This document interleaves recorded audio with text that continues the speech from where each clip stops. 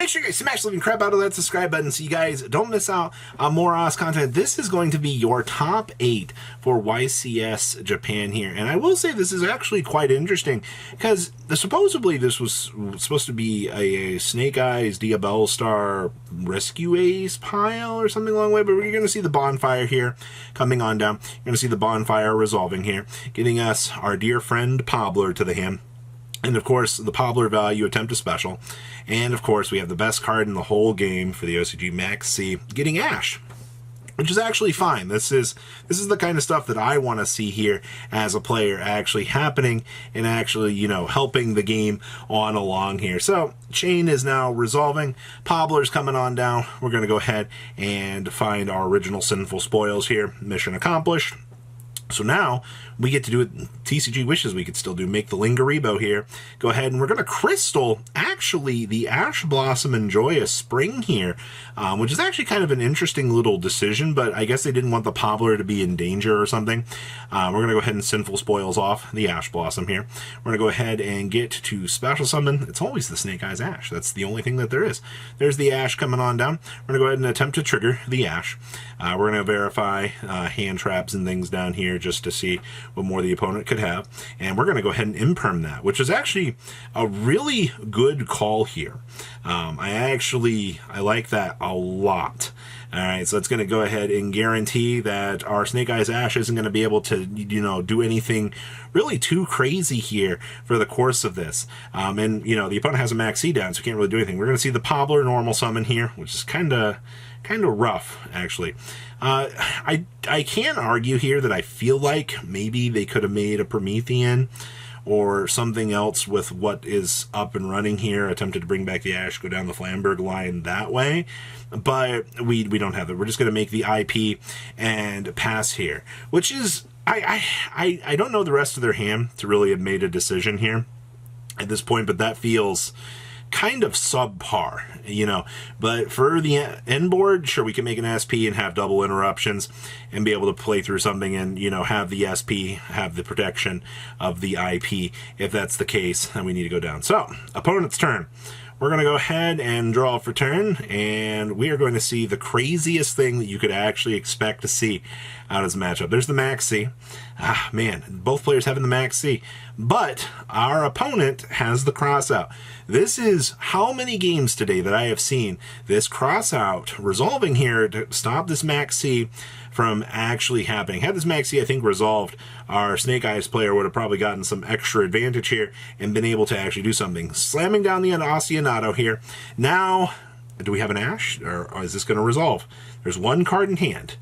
All right, this Oceanato is going to turn in to some really bad Yu-Gi-Oh here if we're not too careful. All right, and there's the Bach. All right, scale, and we're going to send the other scale here. Yep. All right. Oh, man.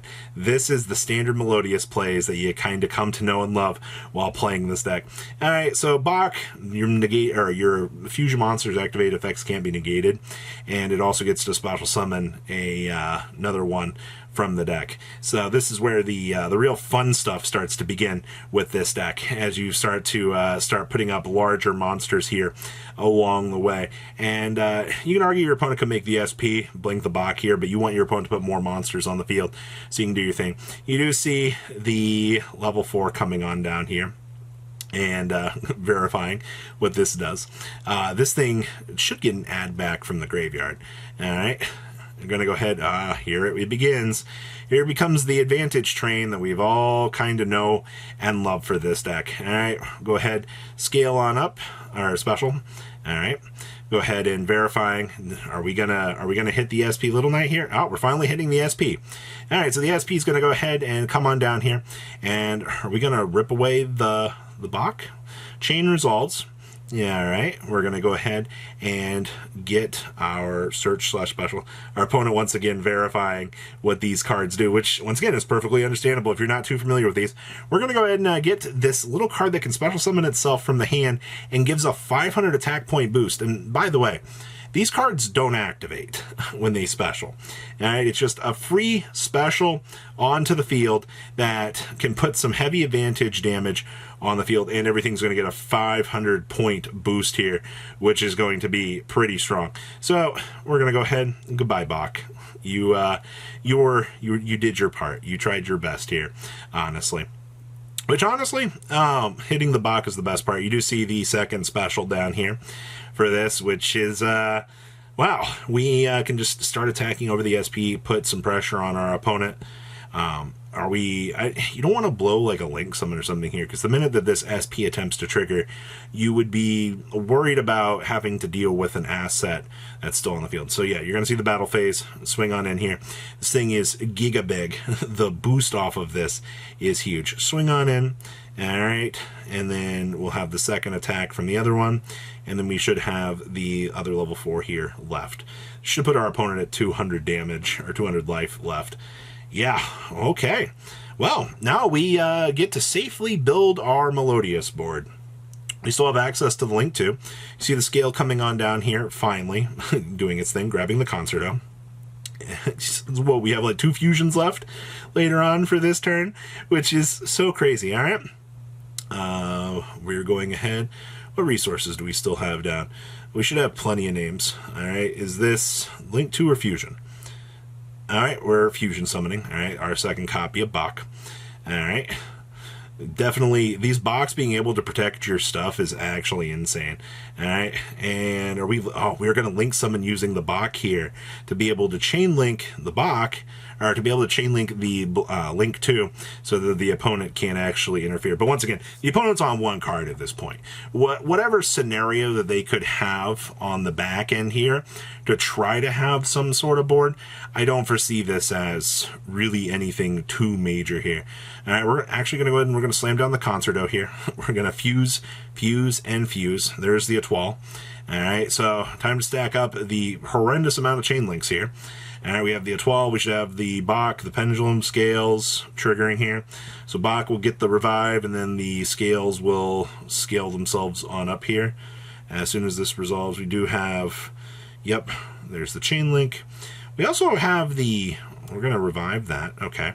And then the Scales, I'm going to go ahead and do the value down here. All right, scale on up. And we're getting our revive here. All right. We can safely make the Link 2 now while having the Étoile on the field for the Warp Out. Imagine if the last card in our opponent's hand is actually the Nibiru. How much pure raw advantage that they would be able to get by ripping this apart. Like, that would be absolutely insane. They would have to be that good, though, to hold it. Genuinely. I'm sure it's possible. It could be Nib. All right. So we're going to finally make this Link 2. All right. And finally, the Link 2. Holy crap. And you get to see the last card in our hand was actually the Called by the Grave. We actually had so much gas in this matchup. Like, it's actually insane. The fact that you had the Called by the Grave, even after all of this, is actually insane. And our opponent's at 200 life. You're definitely not expecting them much of a chance to get out of this. You do see we're going to have our targeting protection up and running here in a second. All right, we're going to go ahead and summon them on up here to the zones. We have the Étoile up and running. Go ahead, trigger our effect for our special, add back our friend here. How much more do we have to do? We can still make the Banish from the Graveyard fusion. All right, actually pendulum summoning this on out here. Go ahead and trigger our fusion summon for this. So now we can go ahead and fuse these away. Now we can make the one that can actually banish from the graveyard.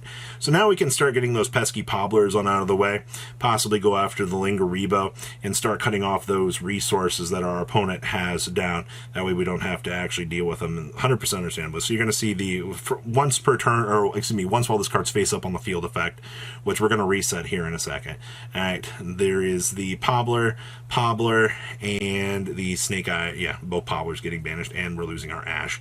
That's really rough, actually. So we're going to go ahead and Étoile, banish it to reset it, and pass turn on over to our opponent. Wow. we did it. Our opponent does have a Lingaribo still down, and they still do have an original Sinful Spoils down going on to this turn. So that's something to kind of think about here. We're going to go ahead and draw for turn here. And I think the most interesting part about this is they did draw something kind of interesting here. They did draw a Magician Souls to drop down the Diabellstar Witch here, which technically, unless the last card in their hand is something that they could send off to draw a card, they do have the Sinful Spoils down, but that's about to get banished in literally a second here. So we're verifying the Magician Souls here and what it actually does, just to make sure, you know, hey, this specials itself, you know, what do we need to do here? Souls is now resolving, it's special summoning itself here. Now we're going to go ahead and we're going to trigger this. So this is actually a really good play here to actually wait for the opponent to summon the Magician Souls and then hit the Lingaribo. So if the opponent does want to chain the Lingaribo on the attempt to blink out the Magician Souls, they would be able to, but that would take away the Magician Souls and any real value that would kind of come with it. And unfortunately, they're losing their Sinful Spoils card there too. So there's not really much you can really do there, unfortunately. You see the pass turn back over here to our Melodious player, and now we just got to do 200 damage. You see the attack mode switching here. You're going to see the add back on this just to kind of get some extra little advantage here, just so we can close out the game. Go ahead and drop this on down. Go ahead and get back our last little piece here. And then we get to swing on in and swing on in for game. Wow. They actually did it. That's kind of surprising. I see the last card in his hand was the Snake Eyes Diabellstar. Well, I hope you guys enjoyed. You guys have a good rest of your day, all right? Patrons, thank you.